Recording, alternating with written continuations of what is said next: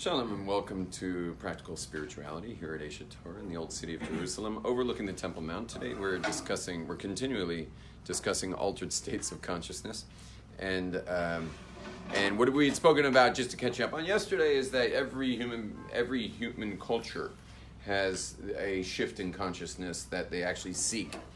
And this is whether it's tobacco, whether it's alcohol, whether it's caffeine, whether it's sports, whether it's meditation, whether it's ecstatic prayer, if it's children on swings or spinning around, or sugar or chocolate, and all these things. Like, we seek altered states of consciousness. We like that.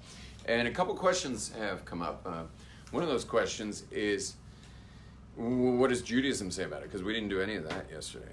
We didn't talk about Judaism's take on that. That's one of the questions. Is what does Judaism say about it? We also have the question of oh man, there was another important question on it.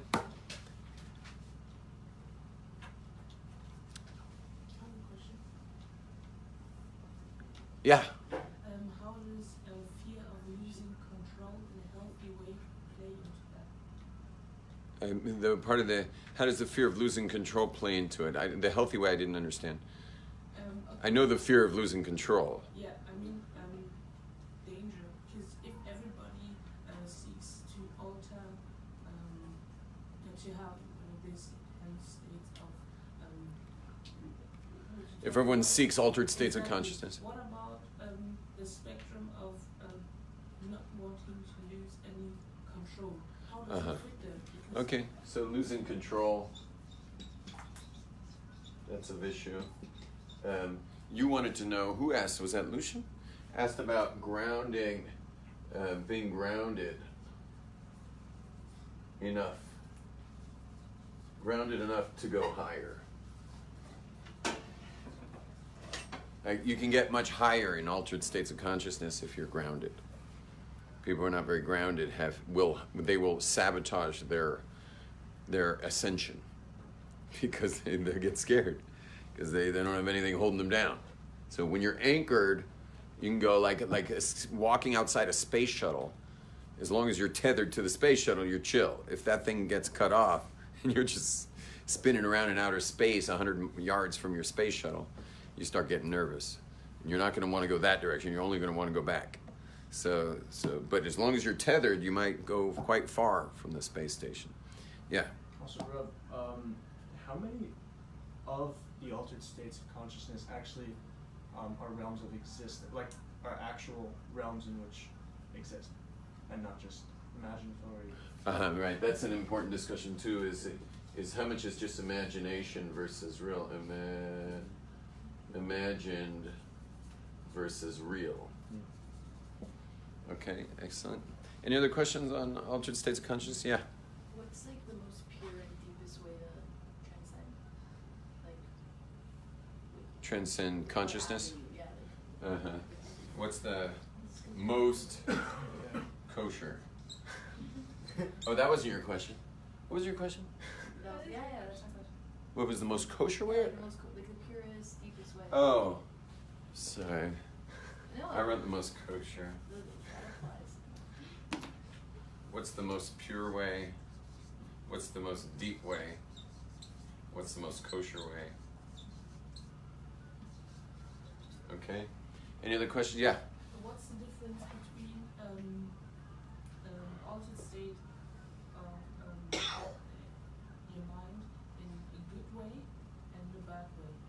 Because it seems like it's the Right. same, but how do you make the difference? Pitfalls of bad ways. Okay, good. I think we got plenty to cover here. Just if you can put the fan, you know how to deal with the fan there? It's the bottom right corner of the AC system. Just put it, there's a little teeny hidden button there. Yeah, right? Where your finger is. Put it on, just press it once. Excellent. Did it go down? Should go to 1. Yeah, there you go. Perfect. Yeah. Okay. Okay, so what does Judaism say about all this? Now, Judaism's obviously pro-Kiddush wine. It's pro-alcohol. And it's also pro-music for altered states of consciousness, and it's also pro-dancing for altered states of consciousness, and also pro-singing for altered states, and it's also pro-meditation, obviously, because we got a lot of meditation. We have 3 mandatory meditations a day. So like we're clearly pro-altered states of consciousness through meditation. These are all pro. What you will notice, though, for Jews, which is interesting, is there's some things that are very popular today that are strikingly lacking in Judaism. One of those is marijuana as a tool for an altered state of consciousness. That seems to be missing from the Jewish tradition. And although there are some references, but they're very, very few, and it would have been more, given how central it is today in society, it should have had a more central position in Judaism. Obviously it's kosher, but the question is it a means for a Jewish person spiritually? That's another question. So so basically, I mentioned most of the altered states. Smells obviously are also fine. Using aromas is to alter the state of consciousness is also fine. I don't know if you're supposed to put anything up your nose per se, but certainly aromas, as we know, the spices in the temple were for that. You know, they also had that altered state of consciousness that they were causing in the process. And the cannabis that's mentioned is only oil, cannabis oil, not necessarily THC. It was used for anointing the vessels in the temple and anointing the Levites and the Kohanim. When you anointed something for service, for divine service, there was cannabis in the oil. It's part of the mixture. K'nei boisim. It's called k'nei boisim. But that's not being used for any psychoactive aspect. Okay. Now, here's the, let's go down the list. So what Judaism says about it is, that's the pro stuff. The question is, why is it missing from Judaism for the most part? And the answer is prophecy. The reason why Judaism doesn't have a tradition of these more intense altered states of consciousness that are available through various parts of creation, whether it's vegetation or other, is because we had prophecy. Prophecy is a really, really high realm. And prophecy makes LSD look like vitamin C. Right? Prophecy is like a totally different dimension than any altered state of consciousness. It's really, really, really out there. So out there that none of us would come back the same. Meaning there's a lot of things out there that you could try that would be super intense or blow you away. You'd be transformed forever. But you would at least still put your toothbrush on your teeth and not on your forehead that night. You know, it's going to hit your teeth. But prophecy, you're going to be brushing your forehead if you're not ready for prophecy. Prophecy, you had to develop. And there were a lot of levels under prophecy, too, that are also way beyond the realm of other substances that bring altered states. Meaning, if we put it on a chart, let's say we have prophecy. Under prophecy, way under prophecy, you'll have levels like, here is called Ruach HaKodesh, or divine inspiration. And that's where you are, totally clairvoyant, divine inspiration, like Rashi had, Ruach HaKodesh. And on down the list, there are other levels. And guess what's halfway up all this?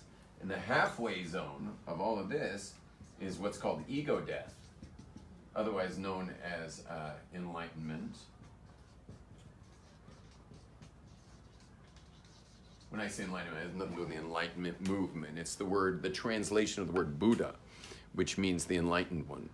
And that means that you've lost all selfish interest. Your I is recognized as God's I, as well as the I inside of him. So your personal I is the I of, what Hashem says is Ani Hashem. I am. That's what God is, ultimately, is pure state of consciousness. And when you reach that level of pure state of consciousness and can lock it in, meaning all of us might reach it once in a while, but to lock it in for your life, that's just where you generate from. You're generating from the big I, meaning his I is where you generate from, which is called soul. Your soul is the I. And if you generate from pure soul, and you've lost all sense of selfish interest. So then you're here. And this is not, meaning all this altered states of consciousness that we're discussing here with all these different substances. I mean, they may give you a glimpse of that, but you're coming right back down, and maybe not to the bottom again. But let's put the earth here. Here we'll put a tree. Probably a bad time of year for that. So anyway, you may not be coming down quite to earth. Maybe you're going to wind up here afterwards, and you may have gotten a bit of a glimpse of that, but even that's questionable. Meaning, let's see you on some altered state of consciousness, and someone just comes right up, takes your smartphone, and says, "Well, you won't be needing this anymore, will you?" And they just put it in their pocket and start walking away. You're going to let them walk away in your altered state of consciousness? I don't think so. I don't think you're quite there, even on the highest moment of your altered state of consciousness. So anyway, but enlightenment it doesn't have to do with altered states, but it is necessary. Why did I put it on the board? It's necessary in order to what? What do you think? In order to? Get perspective. No, in order to achieve anything higher. Meaning all the other half is only achievable once you've lost self-interest. Is that clear? And so this is serious states here. These are serious states of consciousness. Is it still possible these days to get there? Yeah, it is. I don't know how possible it is to get up to there, but certainly above there, yeah, that's still available. If you don't mind dedicating the rest of your life to it, I think you might achieve it.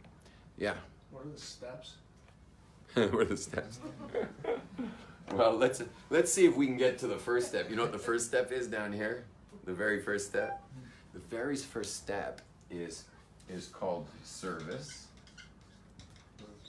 meaning Eved, which is amazing. We're discussing this right now because this is where the Jews go into slavery. We're in the book of Exodus now. We just started it this week, the book of Exodus. We all go into slavery. Well, isn't that interesting that a group of prophets, like an actual nation of prophets, is going to start their nationhood? Because there hasn't been a nation of Israel in the Torah. There has been a family of Abraham, a family of Isaac, a family of Jacob. That family went down to Egypt because of a famine. But then they go national. This week's parsha, the very first lines, talk about the Jews like multiplying, like big time. And all of a sudden they're a nation that Pharaoh now doesn't know how to deal with, so he puts them in slavery. Now, that servitude is the prerequisite to climb the ladder. Now, I don't know how many of you are in servitude yet, if you've reached the level, because probably most of you are still fair-weathered servants. When things are going your way, you serve. When things aren't going your way, you stop serving. But a servant, a true servant, doesn't say to his boss when his master tells him to please run these buckets of water to the roof so I can have a shower and heat them up while you're up there. When he says that to you, don't as a servant say, well, listen, master, I'm not feeling it. I'm just not feeling it. Would you say that to your master? Anyone saying that to their master? No, you don't say that to your master. It means I'm in no matter what. I'm in. You want to drag me across the coals? I'm in. You want to give me, you want to cook me a nice burger on the coals? I'm in. You want my beer came out warm? I'm in. Meaning, no matter what goes wrong or right in your life, you're no longer a fair-weathered servant of God. It doesn't matter what the weather is in your life. You're there. Meaning on your yo-yo ride of life, because we're all on the ups and downs. And no matter where you are on that yo-yo string, you never take your eyes off the finger that's got the knot tied on it. That's God. When you do a yo-yo, even though the yo-yo's got this huge trajectory, the finger doesn't move much. You just move your arm a little bit. God doesn't have to move much to have I got 7 billion yo-yos going up and down their strings. But the servant looks at the finger. All the rest of the people serve only when they're up. And so that's why the Jewish people started their service or started their career in altered state of consciousness, which is otherwise known as Dveikus, to become one with God, which is the ultimate altered state, is to be one with God totally. I mean, that's really altered, because God's an infinite being, and for you to become one with an infinite being means you're way out there. And obviously the challenge in Judaism, unlike Buddhism, where you're supposed to be one with God, is that you now go have children, now hold down a job, now hire a lawyer to sign a contract, now build a home, now keep your fridge full, now pay your bills, now have anniversaries with someone who's hormonal. Like, can you be one with God while totally engaged in physicality? And the answer is, for the vast majority of people, is no. They can't do that. And that's why 85% of Jews are non-observant. They don't keep Judaism. And the 15% who do generally are not in the altered state of oneness with God. They're not in that state of consciousness. I mean, how many people, you were raised observant? Yeah? How many people you know in your community that are, you're not being filmed, how many people would you say are in this altered state of consciousness with God? Like, walking around like that? There's no way to know, really. I mean, you can't really know. But I can. It wouldn't be high at all. It would not be high. It wouldn't be high. And it might be actually surprising who they are, because part of getting up there is going humble mode, that no one notices where you are. You're doing a lot of your stuff on the down low, the DL. You know, so it could be surprising who those people are. You know, never know. There was one guy a rich guy in a community couple hundred years ago who was so stingy that they buried him outside the cemetery. They put him next to the cemetery.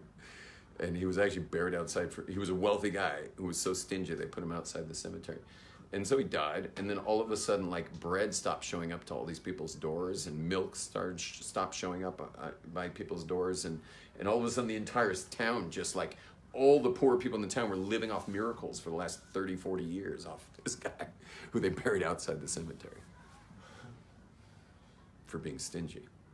He was just on the down low, and he was doing everything on the DL, and you know what happened was oh, actually, I think it was my great-great-great-grandfather. Wasn't the Tosfos Yom Tov? Isn't the Tosfos? Yeah, so my great-great-great-grandfather, when he passed away, before he passed away, he said, I want to be buried outside the cemetery right next to him. Put me next to him. And he was buried right next to him outside the cemetery. Yeah, I'm named after him from multiple generations ago. And so it's very likely that the people who are living this level of oneness with God are keeping it pretty quiet. It's a good idea. If you really care about walking with God, you don't want to say much. You know, keep it under wraps. But anyway, service. We got service point. Service point. Don't forget. Don't expect to get very far if you're still fair weathered in your service of God.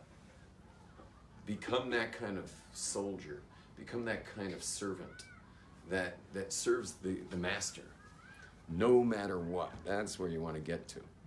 And that's a good place to be. It's also really good, by the way, for marriage, because it makes you a bit of a rock to rely on, and it's really good for parenting, because what a great example, you know, for children who are going to go. They're going to be there, you know, they're yo-yos too. Children, they're also going up and down, and to see that mommy or daddy are in. That's the word in, like I'm in. That's where the word amen comes from. Amen. Yeah, amen. So that when they see mommy and daddy are in, no matter what goes on, well, that you can't get a much better example than that. So it's a really good thing for you. And also in life, there's a lot of variables. Like, it's nice to have something, for sure. Like, it's nice to have some givens, especially in this day and age where there's a lot of variables and a lot of question marks on what's going to be and how things are going to go. And so it's good, at least at this age, to lock in servant of God. I'm a servant of God. Like, at least on the bottom line, I do what I'm told. You know, okay, achieving higher than that, that's going to be special to achieve higher than that. And I want to mention another thing is, it'll be very easy to mention I can draw it. What am I going to take from this whole scale? You know what I'm going to draw? What am I drawing? A ladder. A ladder. You know why it's called a ladder? Jacob's ladder. You know why it's called a ladder that leads all the way to heaven? You know why it's called a ladder? Why God used a ladder? There's something very special about ladders that people don't know about. And that is that in order to get to a higher part of a ladder, you need the lower rungs to keep the ladder together. There's cartoons where the dog's chasing the cat. And the cat's running away from the dog, and he finds a ladder, and the cat just goes shooting up the ladder. But with each step he touches, it falls. And so he gets to the top of the ladder, and there's nothing holding the ladder together. And the ladder splits, and he falls, and the dog goes, and jumps, and then he runs away. And but there's funny cartoon scenes of a ladder that loses its rungs. This is basically, all I'm doing right now is marketing service right now. I'm just going to market it one last plug for service, is that you need these lower steps to get to the higher steps, otherwise your ladder splits. So it's cute and sweet to be able to jump up to some level that's not your level. If you could jump up, if there was some shortcut to jump up, but the ladder will split. You got to touch the rungs on your way up and secure them in your path, in your spiritual path. You need to secure lower rungs. You can't just jump up. You can't just join the Kabbalah Center, and sit next to Christina Cross and meditate all day, and think you've hit some nirvana or something. The ladder splits, and you got to start with bottom level service at the bottom of the barrel. Boring, but I'm telling you, it's amazing stuff, and it really works. Just to give one more anecdote is I had a 9-month period of my life after I'd been observant for a couple of years, and I had a 9-month time. Is it 9 months, 6 months, 9 months, year? Can't remember. Great. If anyone's a veteran and watch my classes, please let me know. And also, we're developing more and more of the club. And anyone listening, please, I need someone in accounting who understands Israel and America, whether we're supposed to set this up, the club for the social media stuff, whether we're supposed to set it up in America or Israel. My sense is America, but whatever. I need help with that. And obviously social media buffs who would like to get in at the bottom, grassroots level, to be in touch. And I know some of you already were. Be in touch again, because I had to travel and lost the plot. What was I talking about? 9 months. I had 9 months, so I don't know if it was a year, 6 months, or 9 months, so let's go with the middle. It was long, where I did not feel a thing. I did not feel prayer. I did not feel blessings. I did not feel tefillin. I did not feel tzitzis. I did not feel any of the mitzvahs, any of the prayers, no Shema, no nothing. It's like God just took the entire power of serving him and just went like this with the circuit breaker. He just went and shut off the lights. And it was pretty hard. I mean, it was very hard. I would say it was probably one of the hardest times of my life, was doing Judaism full time. And it's really a full-time job, and not feeling a single thing. I mean, that was a rough time in my life, for sure. And so what happened was, it must have been God finally accepted my service, of really being in service. But he must have accepted it, because I was walking down the street and I run into this chassid who's a neighbor of mine, who's an Amshinover chassid. And Amshinover Hasidim are very spiritual people. They're above time and space, these guys. And they literally live above time and space. He's a very spiritual guy. And when you watch him pray, it's really good to watch him pray. Actually, if you're not feeling it, you can actually just take a quick sneak peek, and then you start connecting more just from having watched him pray. And he's a very beautiful, regal person, noble, regal guy, and an older man, and white payas, perfectly formed, and long white beard, and crystal blue eyes. He's a special guy. Anyway, his name's Lichtenstein. He's one of the bigger rabbis at Amshinov. So I run into him and I said, Rabbi, I'm desperate. Like, I have not felt a single thing in, however many months it was. And he says to me, I'm jealous. And I'm like, what do you mean you're jealous? He said, well, I don't know if I would serve God if I wasn't always like in outer space when I serve him, When I am doing the things I'm doing, I'm always like, I'm drunk I'm intoxicated by the service. And I can't imagine, you're really a servant of God. Like, you've been going for half a year or more without ever feeling anything. Like, I'm jealous. I don't know if I could do that. And yeah, he must have been stroking my ego in the right way or something. I was so excited. I'm like, hey, because I was done. I told him, I can't do another day. I'm dying, I was dying. And it was really terrible. And so, you know what I did? I went straight to the kotel. And I got to the kotel and I stood in front of the wall. I was a young man. We're going back 25 years plus. And I get in front of the wall and I say to God, before I began my silent prayer, I said to him, I don't care if I never feel another thing again. As long as I live, I will not stop serving you. Period. And I'm telling you, like lightning, I get this like electric charge. Didn't feel it physically, but spiritually felt the connection. And you want to know something interesting? I think 5 different Marivs took place while I was still in Shemoneh Esrei. Meaning I was in the spot, the corner where most of the minions form. Summertime night. 5 different minions davened. I was still in Shemoneh Esrei. I went on to have 3/4 of an hour every Shemoneh Esrei for the next couple of years. After that, I was like out there, like way out there in ecstatic experience with every prayer, every blessing, every kiddush, every mitzvah. So it works. It works. By the way, I was able to shorten my Shemoneh Esreis because when you really go deep into something, it takes a long time, but once you've done it for enough time, it becomes like a zip file where you can just click on it and it kind of unzips whatever's there, kind of unzips for you on the spot, as opposed to having to work through everything. Then I was working through everything. I still work through other stuff, but not those particular files that I worked through then. You only have to work through those kind of things. You get to higher levels and working it through. But yeah.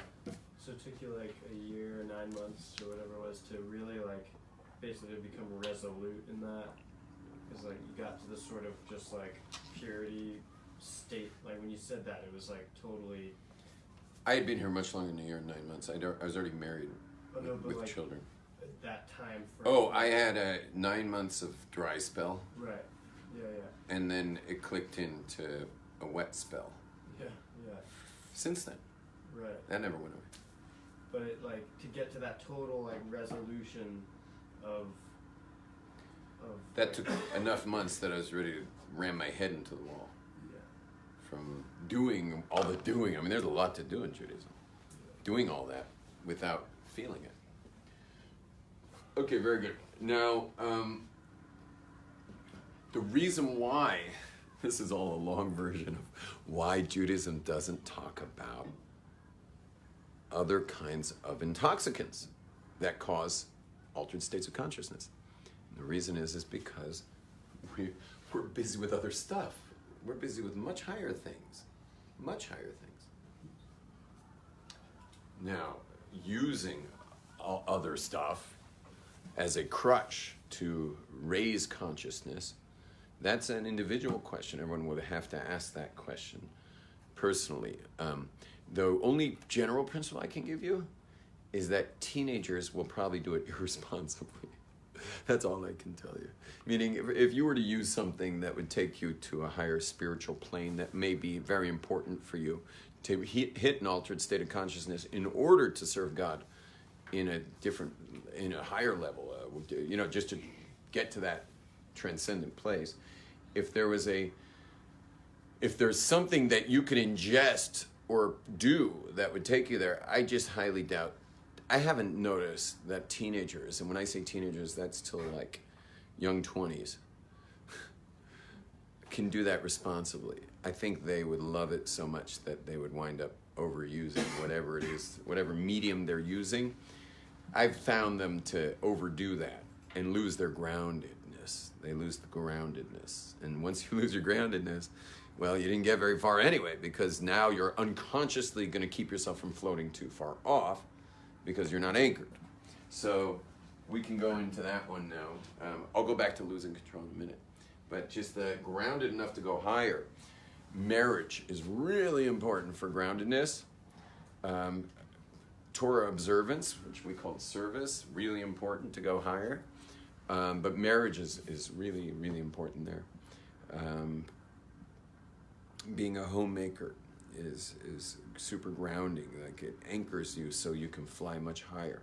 You'll find in general that the Kabbalistic circles they're really only amongst married people, for men or women. It's usually only married people. It's almost always married people, because there's a certain level of groundedness that building a home with someone causes you to have naturally, just by holding down a home and all that entails, which is a lot of stuff, is very grounding. And however grounded you are is how high you can fly. So you want more grounding than less grounding. And so now bringing that back in with young people who are seeking altered states of consciousness, or should we say Dveikus with Hashem, is using any type of medium other than classical Torah mediums, is generally going to wind up going towards irresponsibility, less groundedness, and less ability to fly high, because you just naturally, you'll cut yourself. You'll clip your wings a bit just to make sure you don't fly too high, just for the fear of being out of control, which we'll talk about now. And that is that to rise up the ladder. As you go up that ladder, the key word to your journey is surrender. Surrender is the key word for spiritual journeys. You got to surrender yourself. And so obviously getting here, this is super high level here, is, obviously that's totally surrendered. Okay, I'm not asking any of you guys to get to totally surrendered, although we should all be striving to be totally surrendered. But we're all working on that level of surrender. Otherwise, the rest of us, what keeps us so tethered down to the earth is that we are scared of being out of control. That is one of the 5 fears: rejection, failure, out of control is the third. Pain and suffering, and the fear of being harmed physically, maimed in some way, or a bad death of some sort. But anyway, out of control is number 3 in popularity in the world, and unless you're from Afghanistan, when it's number 1. And but the fear of being out of control is in conflict with spiritual journey. It's in conflict with the spiritual path. So all of us who have fear of being out of control, which is all of us, we all have to contend with a certain level of surrender. And that's pretty amazing stuff, surrender. And it's also often in conflict with society. Meaning you could be part of a very strong community, like what they call Orthodox communities. Even though if you're a student of mine, I don't like that term. But you could be part of an Orthodox community where surrender is looked down upon. Like you're actually supposed to be whatever the scene is. If it's a fancier 5-town scene, surrender's not it. If it's a very froom scene, surrender's not where it is, but go to any tradition in the world, I promise you, and including Judaism, but you only hear it in the Kabbalah circles. Surrender's your only way up the ladder. That's the whole concept of sacrifice, is letting go of something. We're all sacrificing every day, whatever you chose today to do, you sacrifice something else. You know, you're always sacrificing something. You know, you came to my class, I don't know what you sacrificed to be here. But I promise you, as much as you sacrifice is how powerful the class will be. Besides the content, if you sacrifice something to be in Israel right now, that's the power. You know, I as a surfer from California, all we do is wait for a weather pattern that comes twice every 7 years, which is called El Nino. And it had not been there for 5 years straight. And it hit the year I seemed to win the Asia Torah Become Observant lottery ticket. And all of a sudden the waves I had been waiting for years just like went off the Richter, and I missed it. It was very funny that 9 years later, God's sense of humor, the year I'm in the rabbinic ordination program where, you know, you can't leave even for you can't miss a minute of it because you're going to be tested on every detail. You know, that it's completely, what's the word, cumulative, not cumulative. There's a better word for it. You have to know everything. You can't, like, hope they don't ask you something. You have to know it all. And I couldn't leave. And it was El Nino. It was the same weather pattern. You want to know something funny is when we took the exam for our ordination, so we were going to do many other sections after that. But what happened the next day, Rabbi Berkowitz, this great tzaddik, you know, probably one of the Gedolei Ador today, and certainly the Gadol Ador in English in Israel, he was the rabbi of the program. Next day he says, "Where's Yom Tov?" And the group said, "He's in California." Because the second I took the exam, I flew. I literally flew the next day. I was in the air. I think I took the exam and went straight to the airport with my wife, and I surfed for 3 weeks straight in California in like triple overhead waves, like 3 times the ceiling, you know, and surfed for 3 weeks. And thank God this winter's been really amazing, by the way. The waves have been, every single week they've been up, which is great. And now we're locking in Costa Rica. I'm taking my executive, the graduates of the Possible Use Seminar. I have a group of executive men that we do deeper work in exotic countries. So we're off to Costa Rica in February, which is exciting. And please God, get some righteous waves on there. I don't think I'm going to be sleeping much there. Because if I'm leading a group, that means I probably should be surfing while they're asleep. So, okay. It's funny, the last time, guess where I met them? I went a few days early. We did the Swiss Alps, Davos, Switzerland, and so I showed up a few days early and just mountain biked all day long. Like I hired a Swiss guide. That's why I have my cowbell on my handlebar. He made a cowbell just to be cute, so the hikers would recognize him flying down the trails. And anyway, so we met in Switzerland, but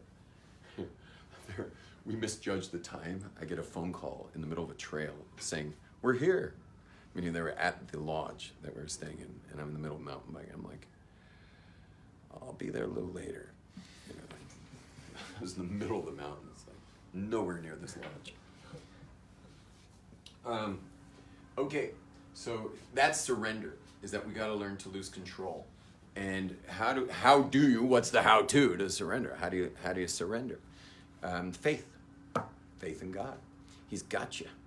Now, obviously, we can do stupid stuff, and he's gonna laugh at you and let you wipe out. But as long as you're being somewhat normal with the risks you take, he's got you covered, so you can surrender.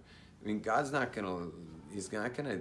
If you're on a spiritual path that requires a lot of surrender, he's not gonna drop you like a hot potato. He's gonna take care of you.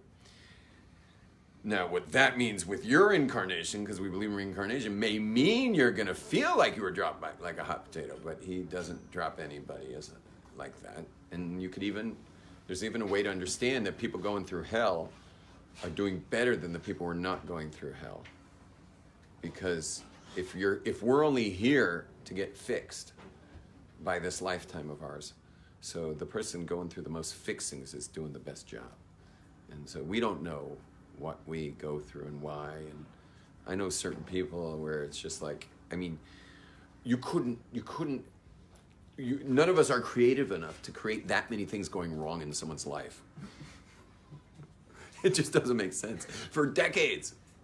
You know, raise your hand if you know someone like that. That's just like, it's just uncanny how much can go wrong for one person. You know, and so I know a lot of people like that because I'm a rabbi. They all come to me. You know, and my job is to comfort them and tell them how they're doing the best job. Because the rest of us, God's taking it easy on us. They're actually getting their tikkun here. Anyway, we're all getting our tikkun, don't we? Imagine versus real. This is a slippery subject. It's not something we discuss much. Imagine versus real, because there's several reasons why. But the most important reason why we don't discuss it because it's so subjective. Meaning, if you're in an altered state, nice lady, he's not going to be aware of that. You understand? So you can say, "Oh, it was my imagination." Maybe, and you may not even know the difference. But it's not much of a discussion we can have because it's so subjective. A state of consciousness is always your state of consciousness, and there's no way to really discuss the imagined versus the real. But there are symptoms of real states of consciousness, and one is kindness. You'll come out kinder.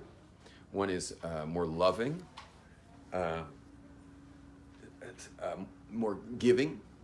I mean, if you've really achieved a state of consciousness that's real, it will reflect in kind of new ways of interacting, and so you can sense people who have had higher states of consciousness just in the way they interact with people. And you sense them when they interact with you. And there's a softer approach to someone who's had a higher state of consciousness. There's he's a more humbled individual. And so maybe that's the acid test, but otherwise it's so subjective that it's hard to even discuss.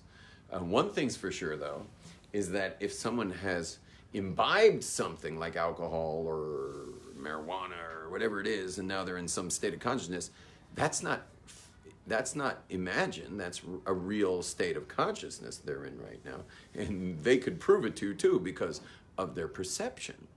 They will have insights that they just don't normally have. So if it's someone you're close to, you'd be kind of shocked to hear how insightful they suddenly became because they were not that insightful an hour ago, and they're extremely insightful now. Well, that's not imagined, that's real. They've hit a state of consciousness that has lent them to have great insight. Again, this is something that can be easily lost on the young, because the young and dumb will, instead of starting an engine, have you ever heard what a car sounds like when you restart a started engine? It makes this horrible noise, like some noise like that. Well, you can always count on a young person to keep restarting the started engine. Well, that was fun, let's do it again. What does your kid say when he gets off a roller coaster ride? Again! So young people just don't know how to respect altered states of consciousness. So they're just going to go in again, and it will soon become less insight and more brain fry, over the time. So not the way for the spiritual journey. Someone on a spiritual journey. I just want to mention that older people who are more mature, will, in the Jewish world, will often not be found doing that either. Why? Because an older person is plugged into Torah, and they're in deep, deep, deep Torah. They're going in, and they've been in, and they got tools how to study the stuff, and they're really like this kind of, because their hand is holding a rabbi's hand, because after a while in Torah, you have mentors, and they're pulling you, and you're pulling someone else, and we're all just like that, and so you're ascending. When you're deep and committed in Torah, you're ascending all the time. So you're less likely going to find B'nai Torah involved in that. So who's it left for? I don't know. Someone at a campfire has had a little too much to drink, maybe. I don't know who these altered states of consciousness are left for. I don't know. I know people who are occasional altered states of consciousness users, meaning they do use substances.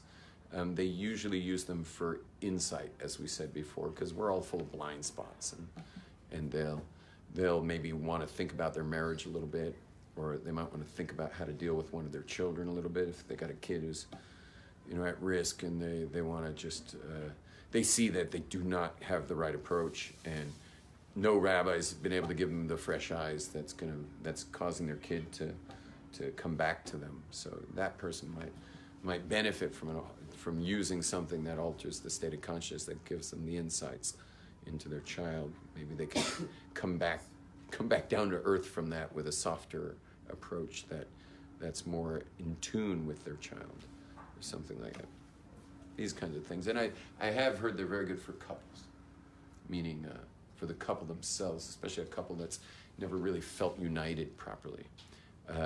It either was an arranged marriage that never quite clicked. Most of those arranged marriages click really nicely, but there are arranged marriages that never quite click. And then there's arranged marriages where the truth wasn't told. Those really don't click. That's like eating bread on Pesach. The foundations of the Jewish people, the reason we eat matzah, because it's just flour and water. It's like the ultimate stripped down version of food. It's truth. A big fluffy challah is not true, because if you sit on it, it comes out matzah. It's truth bread for foundations. But couples that were not told the truth, the families lied about what's really going on there. And then a union was made in the air, because the marriage didn't start on the earth. And so what those couples find is that they never quite connect. But an altered state consciousness journey as a couple has many people have had great results, because they go up these states of consciousness as a couple and then unite there. And there's also a lot of truth, a lot of tears, a lot of intensity, and a lot going on there. And they come back to their family, to their kids, back to their home in Brooklyn or wherever they live, and but they're now married. And so people do use these kinds of altered state retreats for marriage therapy. I wish I could send them on it, but it's too controversial as a rabbi. But I've heard just incredible stories of couples that you literally could write them off as they're either going to get divorced or they're going to live parallel lives the rest of their lives because there's nothing to work with. Have gone on these journeys together, which is usually 2 nights, 3 days. Meaning they take a place in the mountains for 2 nights, not where they're going to see anybody, and there's no seeing anybody. It's just them. They're going back to the Garden of Eden. So that's an important thing. Magic versus real. I think we're out of time, so we'll see if we continue with Altered States of Consciousness tomorrow. Shalom, everybody. Have a beautiful, beautiful day. Shalom. Next up is Rabbi Nechemiah.